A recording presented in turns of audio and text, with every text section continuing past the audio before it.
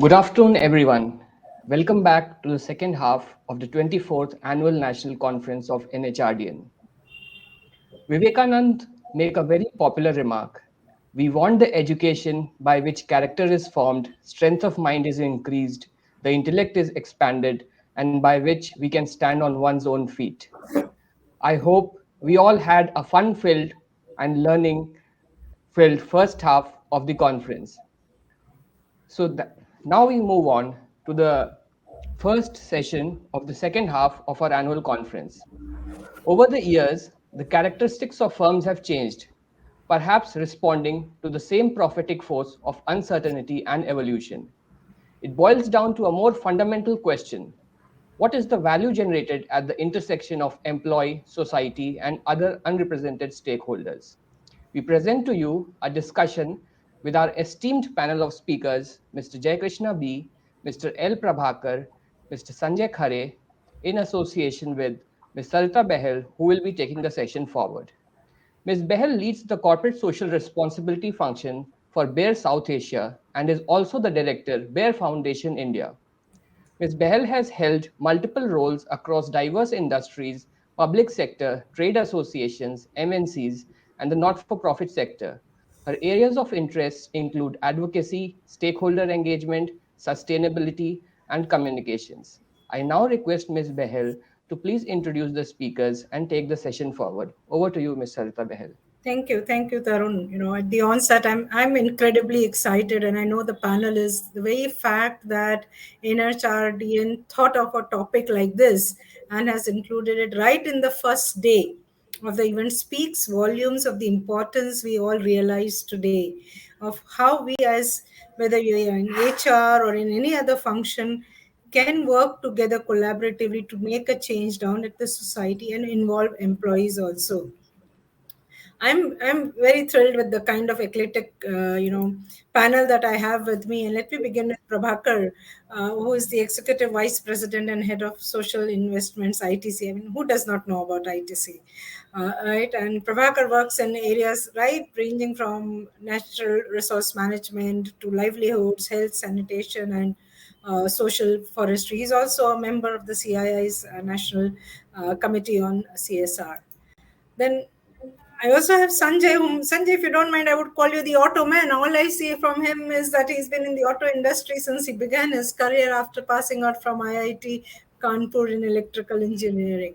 I mean, having that kind of deep insight and expertise in the auto industry, I'm sure what he brings to the table today would be unparalleled because of the knowledge that he has. He's also a very active speaker on sustainability topics, and he's a cyclist and goes on adventure rides. So this is yet another adventure for all of us. Sanjay, welcome.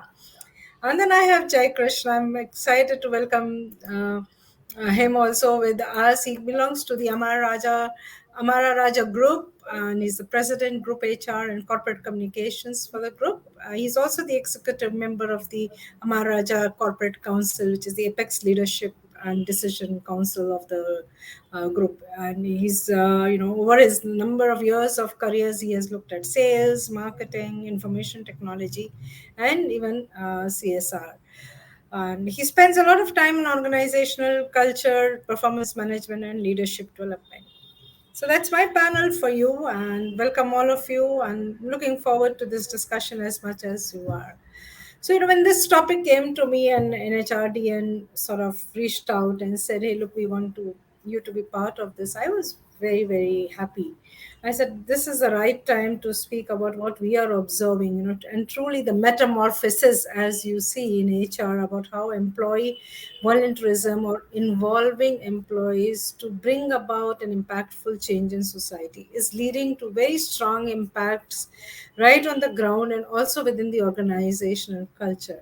I've witnessed shifts, in my number of years of career where we have seen employees becoming passive volunteers to now becoming very active and taking decisions about the causes they wish to get associated with and how they want to be involved in making a difference. And I think the needle moved a lot during COVID when we saw teams and hordes of employees wanting to reach out and get associated with community engagement in the communities that they resided in. So big shift came around that time. So in Bayer, with our vision, health for all, hunger for none, we do see a lot of employees getting associated in causes that are very critical to them, close to their heart. And we also run programs like, we have a unified strategy for our production plants where education is key, and all we are looking at employee volunteerism, involvement and activities to lead that particular change.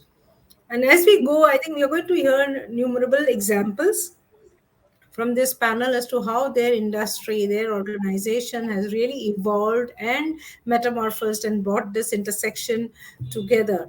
But something fascinates me, when I'm sitting with HR stalwarts, I'm always very curious to know what makes them look at social investment, what makes them look at CSR.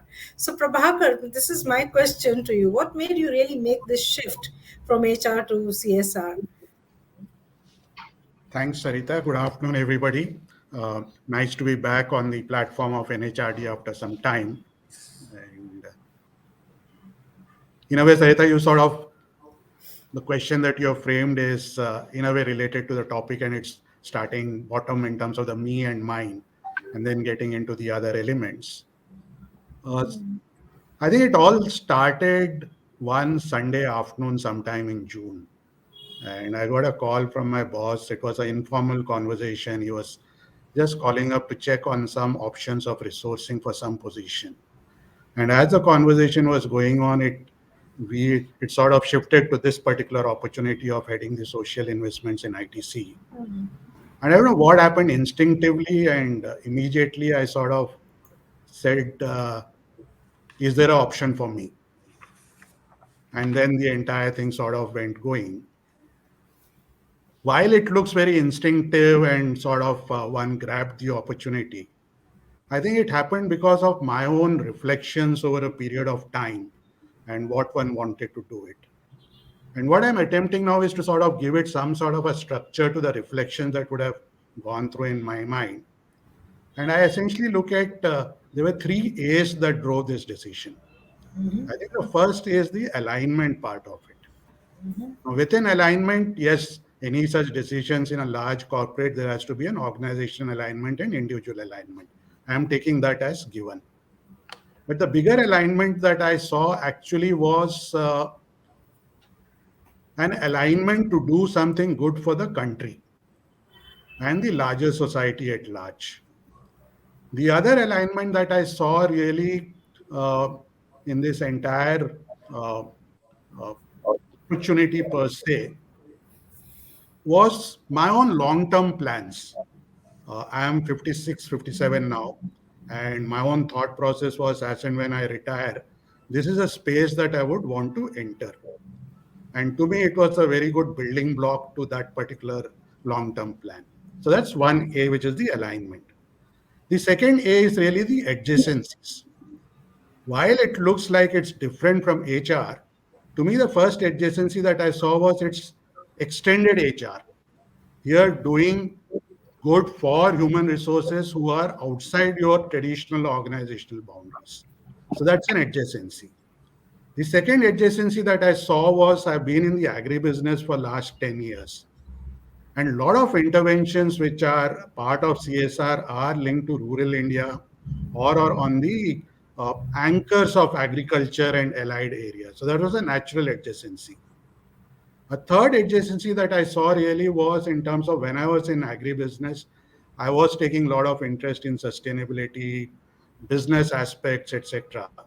And this opportunity is something which, while it's called social investments, it's almost like a business role with your own finance team, legal, and everything. So it's like a business entity. So that's the adjacency that I saw.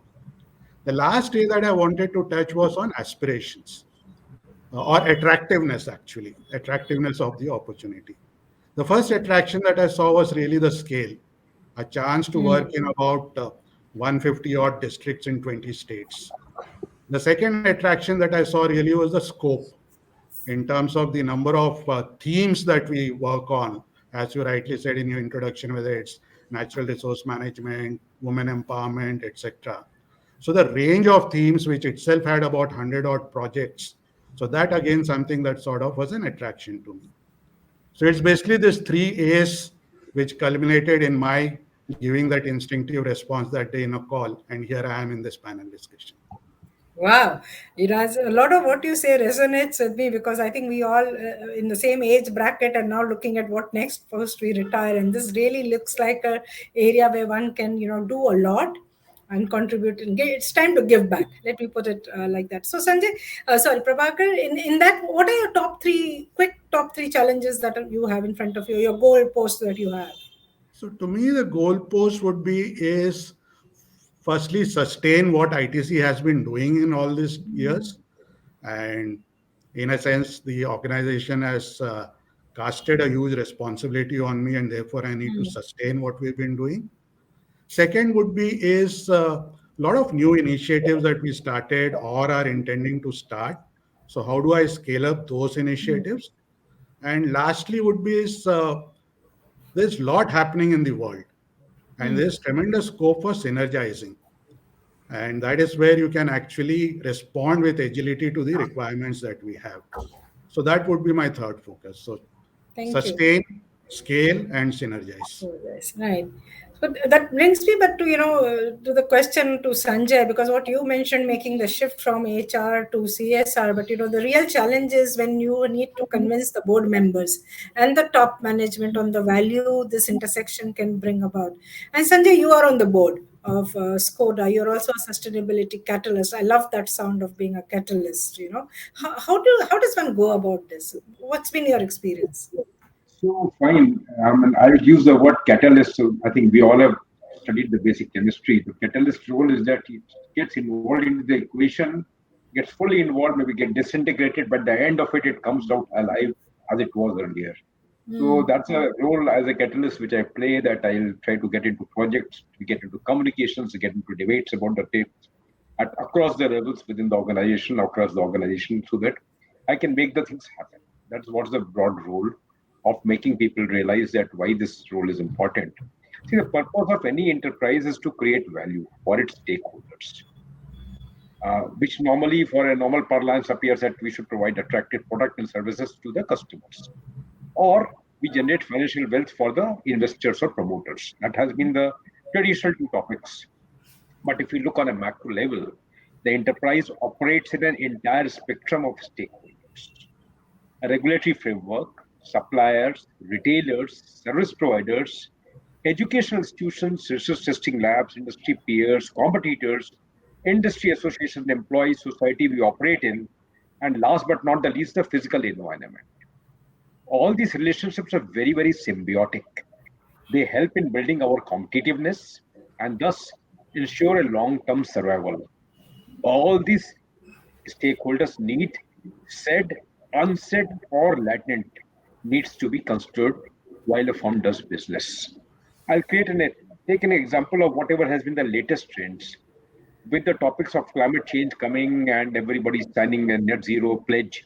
All the countries saying, even India signed for 2070 net zero pledge. Suddenly, you see that a lot of businesses have come up in the area of green hydrogen. There's an investment of almost 30 billion rupees by Adani and Reliance, which have come up. People have changed their businesses. Companies like Nika, one of the largest IPOs which has happened recently, they are working with all their entire supply chain to see that all the cosmetics which they are giving, they are the really compliant, ESG compliant. There's no what you call negativity that are attached to that cosmetics. Or if things like a startup like Alicious, they are working on sustainability in their entire supply chain. A new IPO of LIC is coming, and LIC, a huge company, Mammoth, is going to be the country's largest IPO. They are fighting for the highest level of ESG compliance and ESG ratings and rankings. The thought process is changing, and all is happening because the customers, our stakeholders, are demanding it. Our investors are demanding it. This compliance stuff. So now come back to the topic. Firm, while they create value, must not create any negative impact also.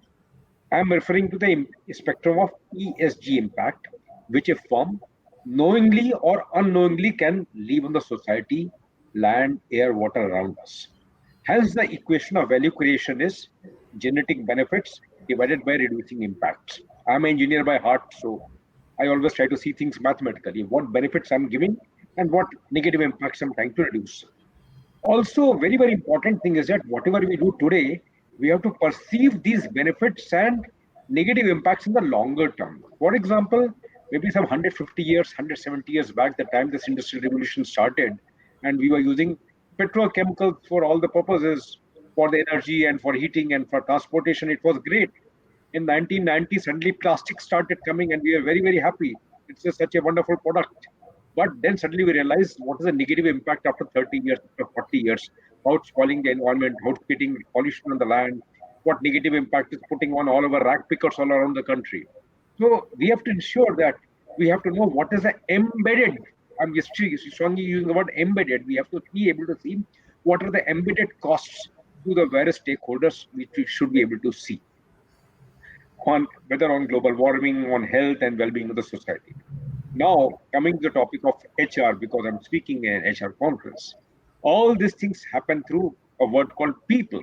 They are the people who make the things move, whether boards or leadership, employees or service providers. And that's where the HR has a crucial role to play. HR is a custodian of culture and structures, mindsets and values. In each and every touch point of HR, whether employee selection, employee development, target setting, performance evaluation, promotions, HR has to set the right processes in. Just like we see integrity, we have to see sustainability also. Whether people have got that embedded thinking, whether they're thinking the long-term value for the organization, for the society, or they are normally what happens is we most of the organizations try to really promote the people who have given the immediate business benefits, who we've been able to give the good quarterly profits, who have been able to troubleshoot things. But we have to think of the people who are taking the long-term value because ultimately what gets rewarded gets reinforced, that happens again. So here, I'll say this is a very, very important equation of long-term value creation for stakeholders without creating any short or long-term negative impact. That's very important for HR to know. And accordingly, they have to build the culture in the organization. Also, they should put the right structures in place so that the right people responsible for moving topics.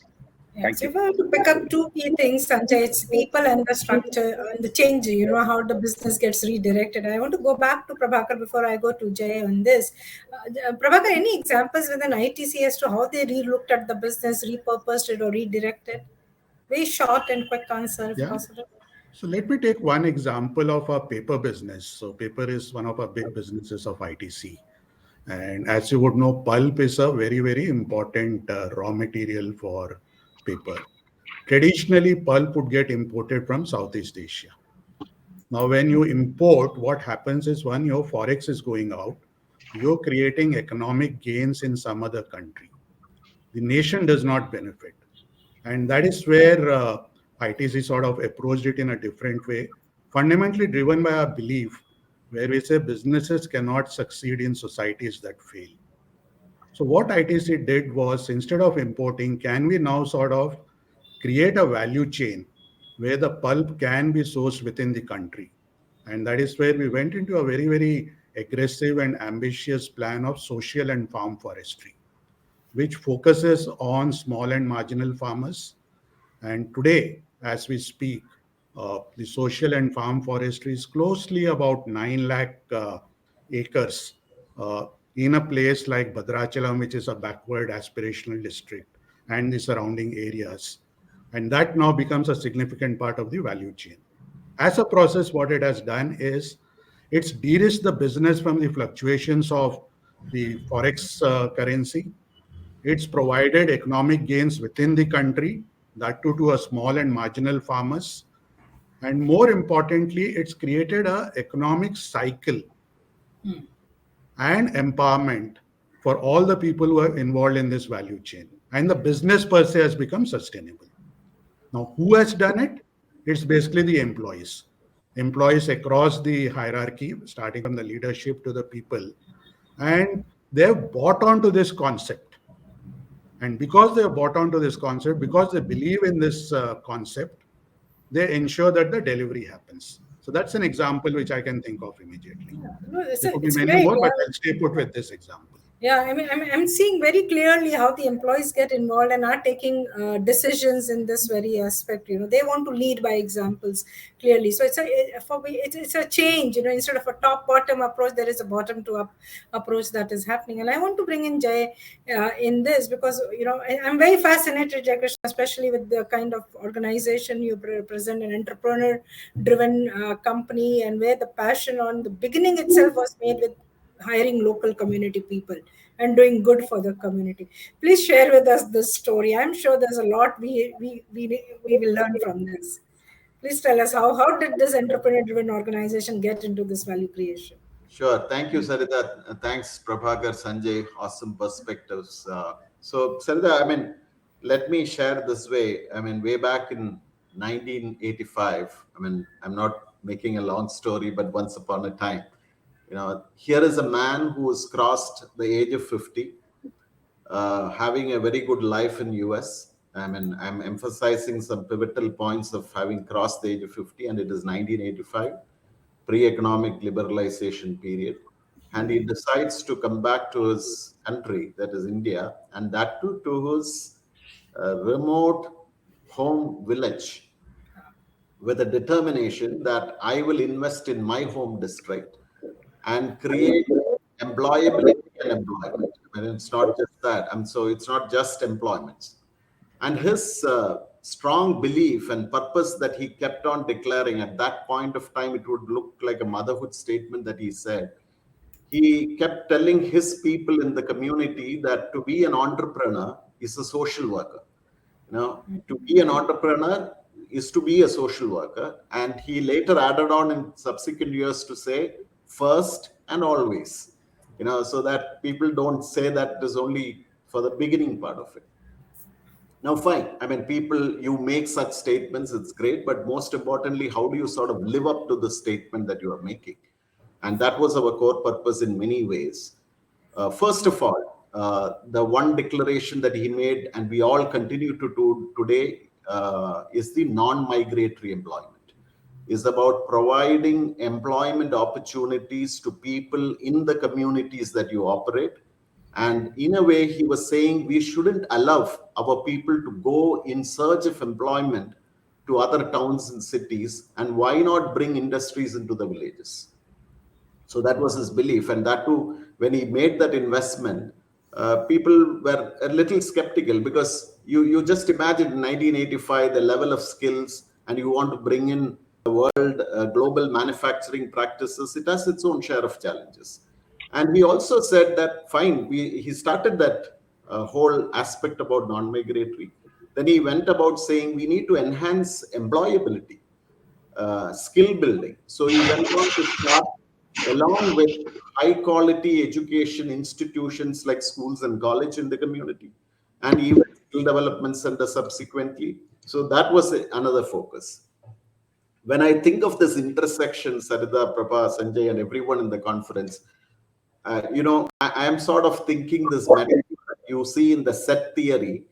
You have two circles intersecting, So that middle portion, that intersection area, if you can make it wider, in the sense you have community, you have your employees.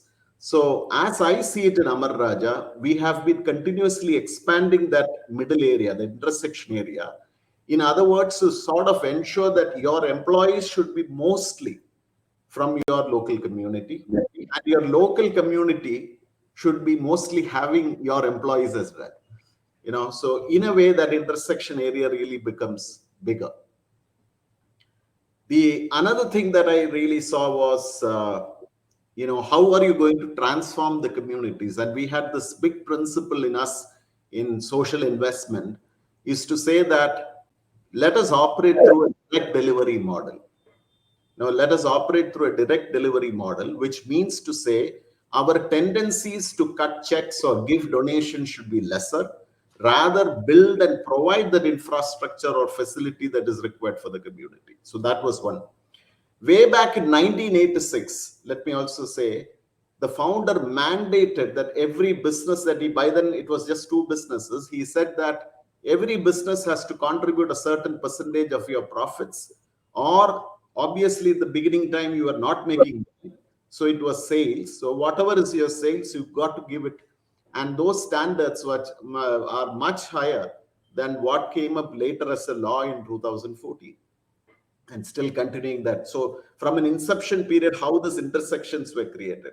One more point that comes to my mind, the way the founder went about creating and appealing and encouraging communication, very, very encouraging communications, to say that it's not enough that we work for this company, we got to work for this community as well. And today the employee volunteerism in Amar Raja has risen to an extent that you don't need a leadership nudge to tell people to come out and help when natural calamities happen. Employees don't need that nudge. They actually move in and start sending help. And we sometimes get embarrassed that they are fast and so agile. So those are some of the points that I would say, Sarita, in terms of how the founder, the entrepreneur-driven organization created this intersection very vividly. Absolutely fascinating and reverting. I think it's such a fresh change from what we in corporates listen to. So I see Sanjay is having some network problems, but let me then continue with you, JK. Any challenges that you have faced in this? What comes to my mind is all this recent legal hassles that are coming with state governments trying to put in curbs in opening up employment opportunities for outsiders and doing just local employment opportunities. And you have already lived that model. Any challenges that you see in this particular model or the way you people operate? And then I'll go back to Sanjay once he's logged in. Yeah. Jay, we can't hear you. You're on mute, Jay. Yeah. No, I was just telling apologies to all the listeners. I think some of us are having some network issues. Yeah. Yeah. Right. So, Jay, I asked you because Sanjay was offline for a few seconds, and I'll go back to Sanjay. But any challenges that you're facing? Challenges, of course, I'm sure, Sarita, all of us have our bit of challenges in terms of how do we sustain some of the things that we started off. I mean, that's not easy. So we do have our challenges as we expand our operations, and especially we have our own thoughts in terms of geographically going much more. So that is one aspect of the challenge. The other aspect, I'm looking at the last 30-35 years, and if you look at that era, that period, bringing in people from the local communities, getting them up to standards of high skills way back, from 1985 onwards, to do reskilling or upskilling those days itself, and then bring in world's best manufacturing practices. And the whole founder and the entire promoter family, the leadership, had no hesitance actually to send even operators to some of the best technology areas across the world. Right. So those were not easily done. While we have done that, those were some of the critical challenges that I see, Sarita. Thank you. Sanjay, you're back with us, so I don't want to lose you again. After hearing everybody and the kind of examples, the thought that comes to me is the word greenwashing. Always CSR and sustainability examples are skepticism. If they say, the organizations just do greenwash. Any comment, any insight that you want to throw? Yeah, so I'll say that if somebody is limited to doing compliances, there's always a possibility of some gaps remaining.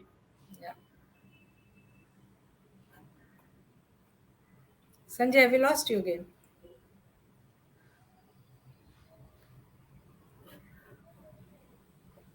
Just give us a minute for him to come back.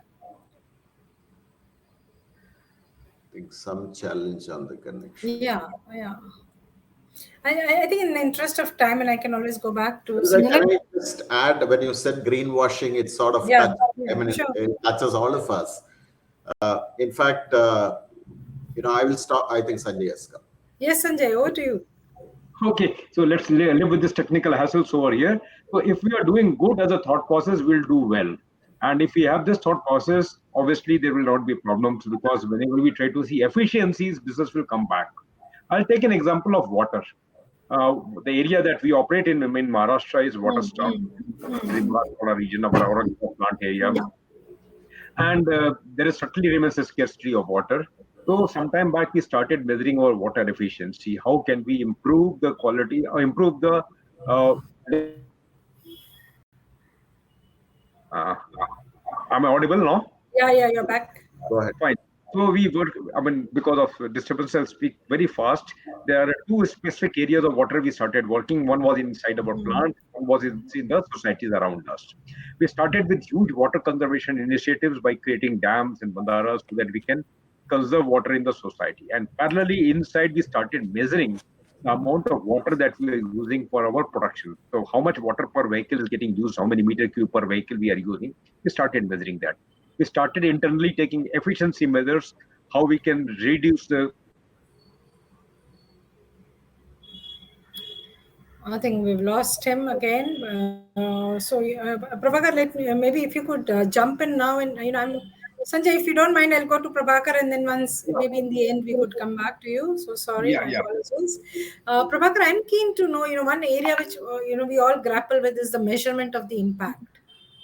Right? How do you, when you involve employees and you want to work with them at this very critical intersection, how do you really measure the impact and the outcome that you expect? Are there any systems, processes that you Yeah, put in so place? I'll sort of continue on what Sanjay quoted as an example, and I'll just build up on the water part of it. So, water is again a big area of intervention for us. As I said, predominantly our back end is agriculture, and the whole organizational, if you do a top 10 risk, water becomes a very critical element. So, it flows from a risk assessment itself. And when it becomes a strategic risk, obviously all your systems and processes get aligned. But more importantly, I think a lot of people have a feeling that if it is something like a social intervention, etc., it's very softy stuff. But it's as rigorous as a business. And it's the same thing as what gets measured gets done. And there are two elements, as you rightly said, impact and outcome. Outcome is the more objective part of it. The impact is the human stories of all the benefits. Uh, to me, it is more a mindset. Or when you look at, do we want to measure everything? Or as Sanjay was saying, we just do it for the sake of doing. Movement, it is integral part of your strategy. Movement, it is an integral part of your value chain. Measurement happens. What organizations like ITC and I'm sure many other organizations also do is therefore put in other layers which ensure that the measurements, whether it's in terms of impact and outcome, are also subject to third party audits, whether it's your sustainability audits, whether your impact assessment reports. And it's a result of that that you actually have a very detailed impact and outcome assessment. And it does not stop with one element. So when I look at water, we also sort of look heavily on the uh, supply side, both within the factory and outside the factory. We have now taken it one step further and we said, no, we also need to look at a demand side. And if I have a plant in Pune, and if water is coming through the entire Gold Basin, can I do something where the entire Gold Basin becomes water positive, so to say? And therefore, working with the farmers to ensure that the demand comes down. And we found that when you take an integrated approach, it really creates the scale also. And last example within water is when I look at is so when you look at elements of impact, it is water harvesting structures, it is how much water potential savings that you have achieved. When we talk of a demand side management, almost about 208 million cubic meters, what impact it has had on the earnings, what impact it has had on the productivity of the crops that are associated, because many a times you have a fear that if I am doing something, my productivity will come down or quality will come down. So how do you build those assurance measures also so that the intervention is sustainable? I like this example because you actually answered one of the questions from the audience, how to measure the benefits of CSR. That was by Ashish Gakre. I think you answered this question perfectly. But in between all of this, what I'm sensing is there has to be a role of the culture, right? The value system that an organization brings on board. And I want to ask Jay, as an entrepreneur-driven company, what role has the values placed in your organization? Right. Thank you, Sardar. Sardar, if you wouldn't mind, can I just touch upon one more aspect that since you asked about greenwashing? As long as we all stay within the time that we have. See, I think greenwashing is something that all of us have a challenge. I mean, I think not just with one stakeholder, be it different stakeholders, including government for that matter. But I think what really matters, and I'm actually linking it to culture also, Sarita, what really matters is the transparency and authenticity of what you're doing. If the communities around can feel, see, perceive of what you're doing, so they got to see that there are tangible benefits flowing in.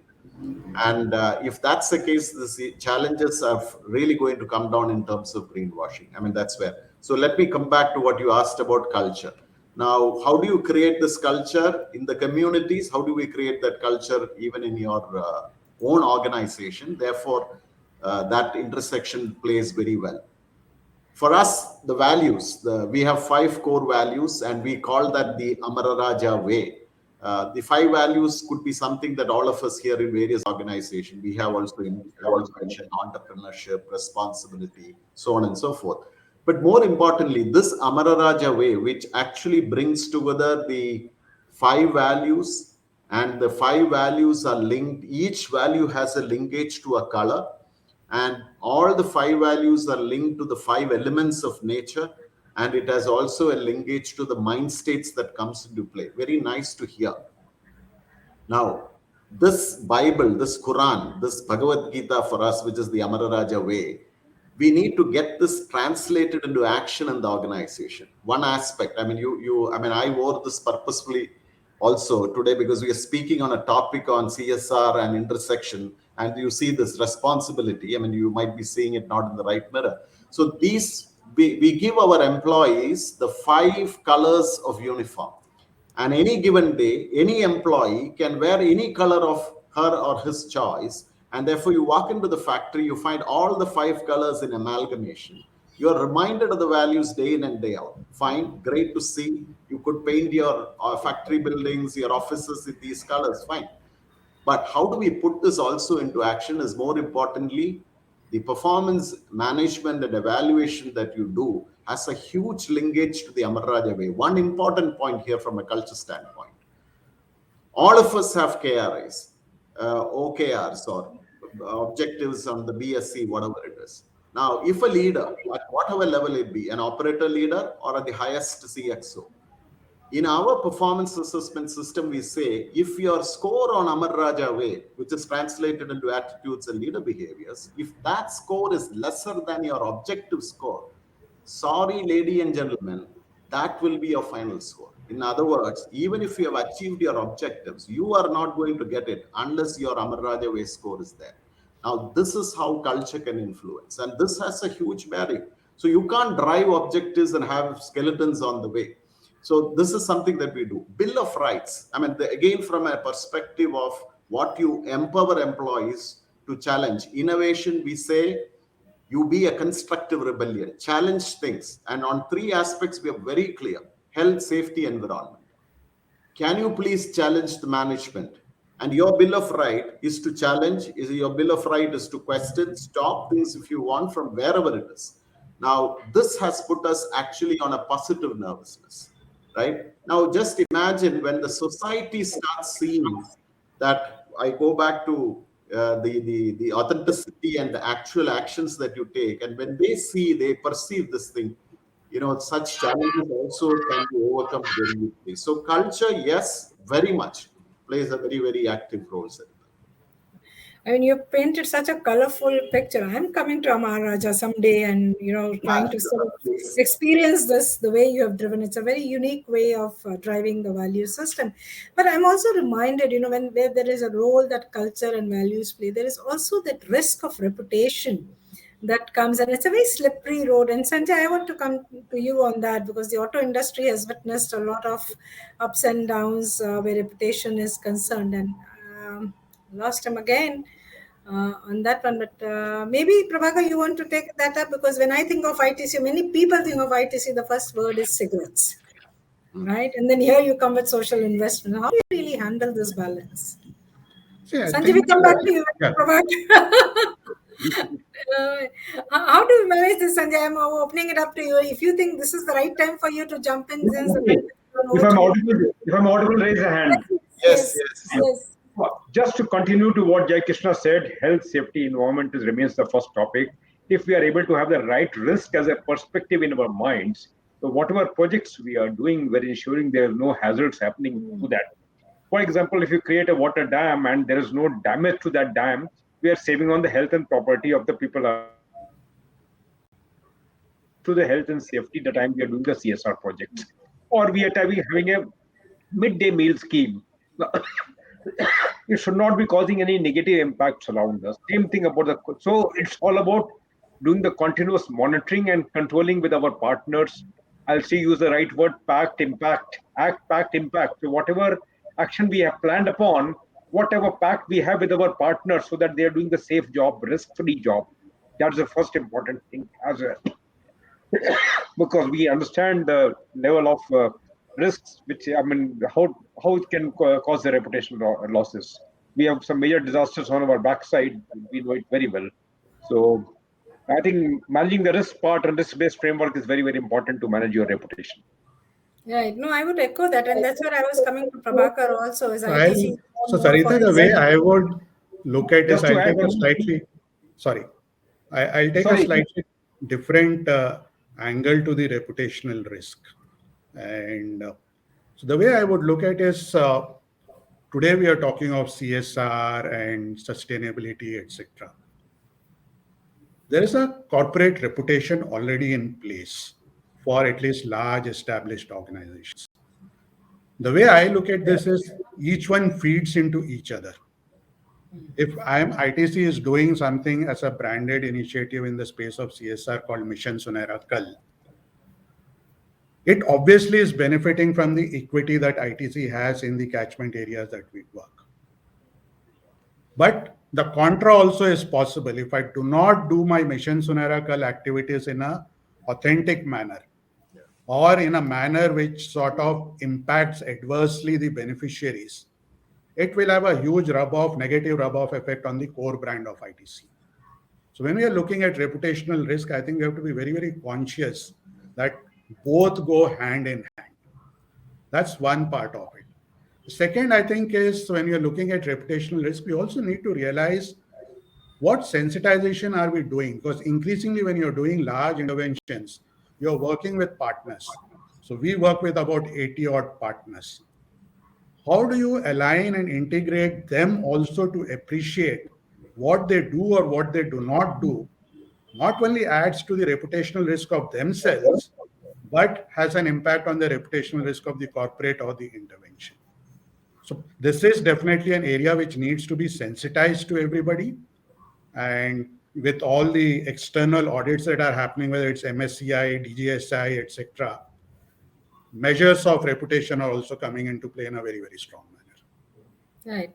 I want to go back to Sanjay. If there's any point that you want to add in, because I don't want to lose you when you're here. just like of the time we make a quality product, we make a wonderful car, one of the world's safest cars we make. There is a huge process of ISO 9000 behind it. How we have trained people in problem solving, how we have trained people into creating new values. Same way, there are some systems which are available for even the CSR processes. You have to stick to some systems. I mean, it's good to once we start with a good purpose, but after some time, once we have to scale up, we have to go to a good process. Lost him again.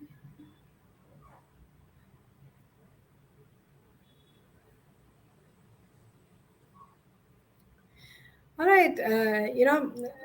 Jay, what's next for a company like yours? Especially I'm very, the entrepreneur-driven companies work in a different way. They have a different DNA, a different culture, and we heard about your values. Now that you have created this whole platform of non-migratory employment and doing good for society, what's next on the agenda? Sure. Thank you, Sarada. That's an important thing that we are also grappling on. How do we enhance the impact of what we have started and continuously keep it at a very high level? So, we intend to expand our spheres of influence across stakeholders in a very high positive manner. One of the things is making that assessment about yourself as an organization, continuous assessment of whatever you are doing. You think you are doing it great, but how well, what is the level of impact in measurable terms, and actually do that in a continuous fashion. And more importantly, understand the changing needs of the generations that are happening even in the communities around. What you did in 1985 is still serving today, possibly as a private hospital, or it could be some of the recreation centers, parks, the check dams that we have constructed. All that is fine. I mean, today's generation is already seen that when they now they changing needs of the generation. Are you really making things happen? That's an important thing. The third thing that we have is to enhance the level of wellness and well-being of our people. When I say our people in the organization, our people in the communities around. So wellness and well-being is a very, very important thing that we are looking at from the foundation perspective. That's the other thing. The fourth thing I would say is, how do we sort of bring in more policies that will generate enthusiasm for employee volunteerism? We are looking at, can we allocate mandates to people? Today already there is a high level where leaders take their teams out, possibly on a weekend they go and do it. The last 2 years also, even with COVID, there has been new ways that employees have pivoted on employee volunteerism. Now, how do you enhance that? If you're doing something well, you need to do it much more better. The last aspect I would say from today's world, one important thing is, there has, I am not for inorganic show and tell, but you need to communicate as well. You have to, social perception management, and I would say social media management is important. Talk about what you do. For all you know, not about broadcasting what you're doing. For all you know, we might get some positive inputs back, and you can correct. I mean, not just from your communities, even outside. So that is also important. These are the broad things. And one more thing, Siddha, of course, we have our motto, which is all there. I mean, I would say it is even written there on the back, gotta be a better way. So keep doing things in a manner that you can keep making it better and better. Yeah, I like that T-shirt thing that is there out there. There has to be a better way. I think one of the things I always believed in CSR is not about doing no harm. It's about doing things right. Yeah, it's only the emphasis has to be doing things the right way. It's not about doing things wrong.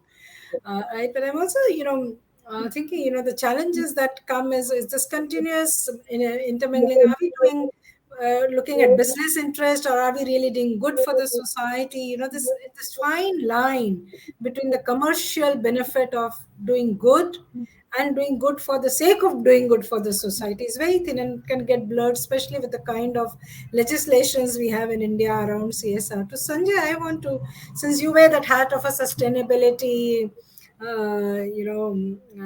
catalyst, how do you deal with this intersection? Because I know the next session is on sustainability and we have Dr. Mukund Rajan over there, but I do want to understand from you, how do you see this balance between CSR and sustainability? So in India, the top 1,000 listed companies are supposed to take out an ESG report or a sustainability report.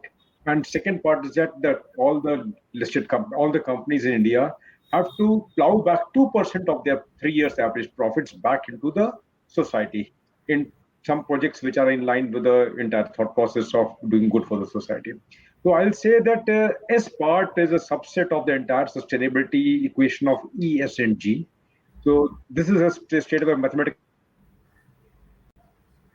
entire sustainability space.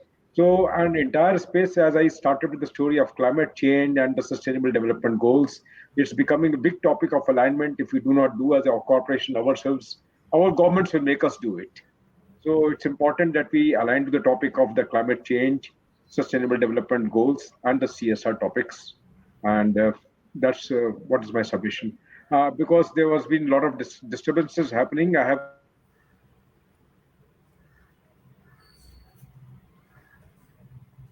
I know Sanjay had a couple of points that were left he was not able to respond to those points. just waiting for him to see.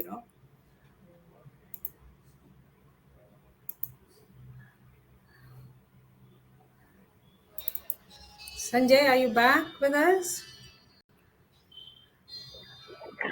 So I think yeah, Yes, Sarita. Sanjay. Yeah, please continue, Sanjay.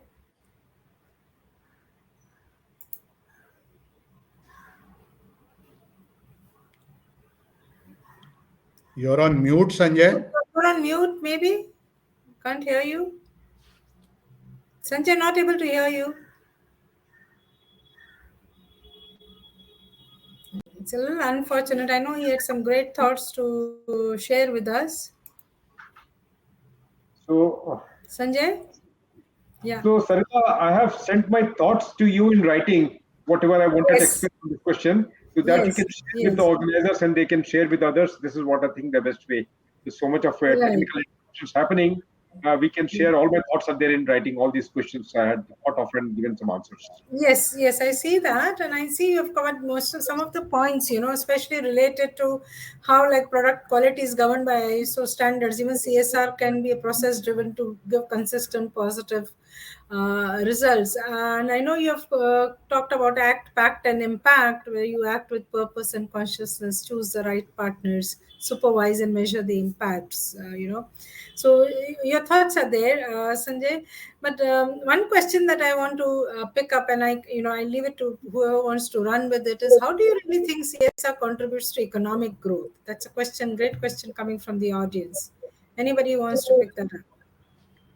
Yeah, Sarita, if I can, Yeah, sure. Go ahead, Prabhakar. I think it definitely and surely contributes to the economic growth. It does both from a numerator and a denominator perspective. So when I'm creating livelihoods, and that is what increases the purchasing power, Hmm. that's the economic cycle. When I reduce costs for anything, so if I'm reducing the cost of cultivation, if I'm reducing the cost of inputs, or if there is an intervention which is related to health and reduces the expenditure on medicals, so the cost comes down. Therefore, there is more disposable money at the hands of the beneficiary, which again floats back into an economic cycle. And when we look at the economic cycle, we also need to sort of look at it in a more long term perspective. It may not translate immediately. So, very often when we talk to women beneficiaries, they say that I have been able to earn something more because of the livelihood opportunities. And I'm using that to sort of ensure that a good education is provided to my children. Now, that good education may not translate into an economic activity right now, but surely is a very, very strong platform for an Mhm. economic activity in future. So I think every CSR activity, if done in a meaningful, purposeful manner, does translate into an economic virtuous cycle, both in the short term and in long term. Right. What you say is very true. And it takes me back to how the whole space in CSR has evolved and changed over a period of time. And of course, legislation played a big role somewhere in driving the change that we see today. But one question that persists, and I see that coming here, and it's a debate I have had number of times within my organizations and other organizations, and I stand my ground. Over here it says, should CSR be part of HR? And my answer is no. So because I feel there's so much of value. SCS is a very specialized, expertise driven subject, and a lot many. It looks at a whole ecosystem approach. And I think having a focused, dedicated department makes you do things strategically, align it with the business priorities, look along and ensure that there is an engagement also of the business through volunteerism or the objectives that you put in place. But let me hear a contrarian view from the three HR stalwarts that I have. Who wants to jump in and say whether HR should and CSR should be together? Yes, Yeah. Jai. Yeah. Let's not dilute either of them by clubbing it together. It's not one again. Both needs its focus. Both are addressing in a way impact that we create to the stakeholders. Hmm. But please don't bring all stakeholders together and deal it as one bundle. I mean, from CSR, like C Prabha, if you are so passionate, move in and do that. Don't dilute HR and do CSR, and vice versa would be one. Hmm. And I will add one more point, Sarita. HR could have an unique way, like the way HR makes every manager an HR manager, make every manager a CSR manager and be yourself also one. That's fine. But the driving of CSR should get its due focus. Yeah, so I see the balance that you're bringing in. Yes, Prabhakar. So I So, think you were searching for a dissonance. Unlikely that you will find a dissonance. I think moment we look at clubbing, etc., whether HR or corporate communications or EHS, we are missing the focus from CHR. CSR is strategic. It is a specialism. So we need to sort of cognize for that. Yeah, can HR people move into CSR? Probably more suited for it. That's a debate I can continue to have with you offline on that one. But another interesting question, and that's, and this comes to me also because the last 2 years since 2020 during the pandemic, we've been working offline. Right, and I think probably for the first time I have not been to any program that is being done on the ground. Right, the world is opening up now, the travels are opening up now, but one of the remarks that came to me was from the partner that we are doing everything without seeing you. And I said, well, yes, so are we. Right, so the trust that got built up in this virtual world with your implementing partners, I think is something that we have not witnessed in real working. When you work face to face and you work with your partners. So, any comments anybody wants to give on how did you find anything different doing your CSR social impact programs in the virtual world than what it would have been if you were on the ground? Sanjay, since you're online, do you want to chip in? We lost you a number of times.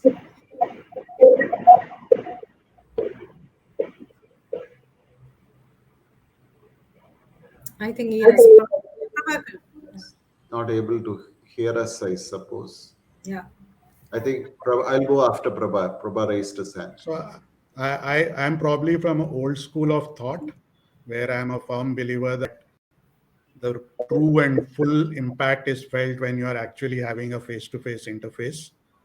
But like any other field, CSR also has sort of realigned to the requirement of having a lot of these engagements online, and it has worked. But will I replace entirely with online? The answer is no. But the biggest benefit that one has seen is online has given a sense of empowerment. And a classic example that I see is when I was interacting recently with some of the women in rural villages of Mysore, who otherwise would have never probably operated on a smartphone, have now started working on a smartphone and using that phone to sort of ensure that the children are connected, etc. So suddenly they feel more empowered. And I think that's been an unintended positive consequence of online, where the sense of empowerment, fundamentally because now there is access, which was not possible so easily earlier, has happened. So that's a huge, huge takeaway. And that's something we should not lose even when we move offline. No, well said, Prabhakar. Sanjay, are you able to hear me? yes, I am able to hear you. So, the last word to you, any one particular leadership trait or skill you wish leaders had more Curiosity. for them to become more, impactful in this intersection? Curiosity. Curiosity. Why do you say that? I say curiosity because curiosity to know what the change is happening, curiosity to know what are the requirements, curiosity to understand what are the latent needs, curiosity to know what is the latent needs of the future generations to come. So I'll say curiosity is one important word which will be driving all the innovations, all the efficiencies, and all the compliances.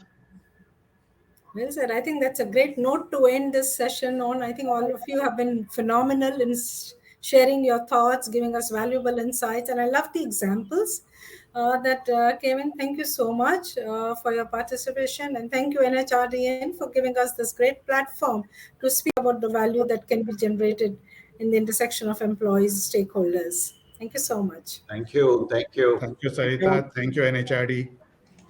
Thank you, Thank, NHRD, and thank you all the scheme panel members. We had a nice time.